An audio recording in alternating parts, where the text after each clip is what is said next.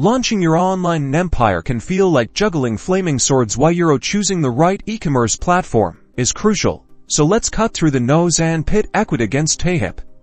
First up, features. Ecwid shines with its ability to integrate seamlessly into existing websites, offering a wider range of product types and multi-channel selling options like Facebook and Amazon. Think established website, broad product range. Payhip, on the other hand, specializes in digital products, memberships, and online courses. It simplifies the selling process for creators. Imagine streamlined digital downloads and membership management. Now, let's talk money. Ecwid's pricing structure scales with your sales volume, offering a free plan with limited features, then tiered plans based on the number of products you sell. Consider this if you project significant growth. Payhip boasts a more straightforward approach with a free plan with transaction fees and a paid plan with much lower fees and additional benefits. This is ideal for maximizing profit on each sale, especially with digital goods. User-friendliness is key.